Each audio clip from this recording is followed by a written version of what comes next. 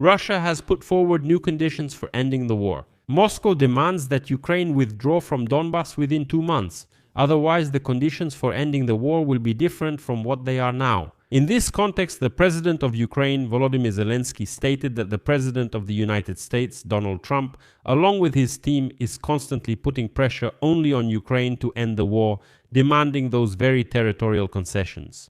And the latest negotiations of the Ukrainian delegation in Miami with Trump's special representatives Stephen Witkoff and Jared Kushner did not yield any results at all.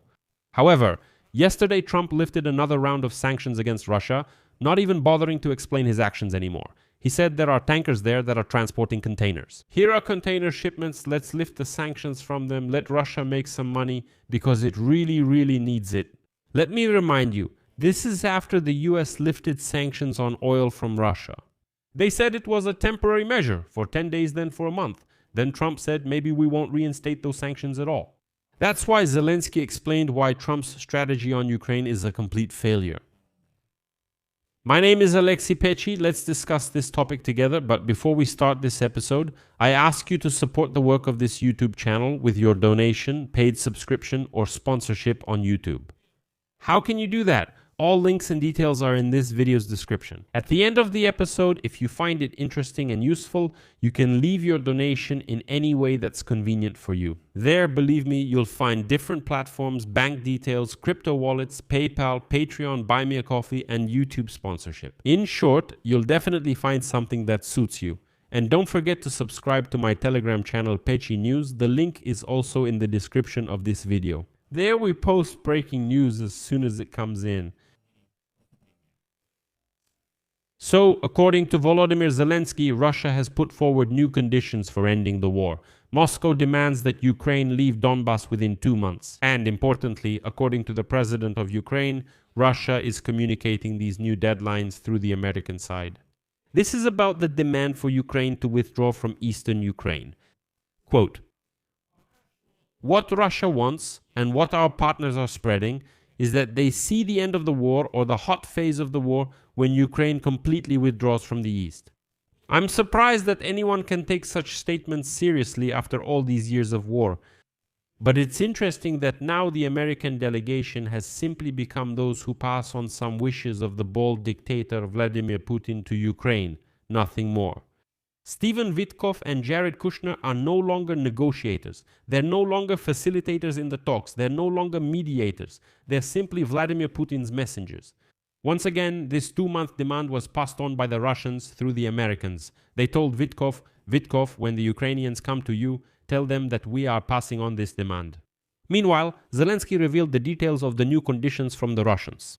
Ukraine must leave Donbas within 2 months, and if Ukraine does this, the war will supposedly end immediately. And if Ukraine does not leave Donbas within 2 months, then Russia will seize Donbas by force, and then there will be other conditions for ending the war. But there is an inconsistency here. After all, if the Russians' goal is Donbas, which Donald Trump and his entire team firmly believe, then it's unclear why there are threats to move further. And next I'll quote Zelensky. "A logical question. If their goal is only Donbas, then if they manage to seize Donbas by force, why do they say they will go further? Will there be some other conditions later?" This casts doubt on Russia's true intentions. Moscow is now actively trying to influence the United States. One of the reasons is the upcoming midterm elections in the US. During this period, the American side is forced to react more actively both in domestic and foreign policy. And Russia is trying to take advantage of this moment. At the same time, Zelensky said that a prolonged war in Iran would be very beneficial for Russia and very harmful for Ukraine. According to Zelensky, Russia's economy, which is heavily dependent on oil, is getting a strong boost due to the sharp rise in oil prices and the weakening of US sanctions. While the conflict may lead to a shortage of anti-aircraft missile systems and other weapons that Ukraine desperately needs. Zelensky also stated that Ukraine shared intelligence with Middle Eastern leaders about Russian assistance to Iran, including help in planning attacks on American and allied military bases in the region. Quote from Zelensky, "I'm sure that Russia wants a prolonged war in the Middle East. They have something to gain from it. The US is focused on the Middle East and may reduce military aid to Ukraine. Some sanctions have been partially lifted. I only see benefits for Russia in continuing the war with Iran. Am I concerned that a prolonged war in Iran could make things difficult for Putin? I'm sure we will have such problems. Zelensky also stated that Ukraine shared evidence that Russia provided the Iranians with satellite images of American and European military bases and other critical infrastructure. In countries like Saudi Arabia, Qatar, Jordan, and the United Arab Emirates, when the president of Ukraine was in the Middle East. He says, "We told the leaders, showed them evidence from our intelligence, that the Russians blatantly passed on targeting information and directed the Iranians to specific sites in these countries. And notice, it's already pointless to even try to explain or prove anything to the Americans. Trump, Marco Rubio, Pete Hegseth, they stubbornly say that, well, maybe Russia is helping, of course, but not to the point where it's really critical. No, Russia isn't helping. Should we lift sanctions from Russia? Sure, we'll lift them. What else do you want us to lift? Today, they lifted more sanctions."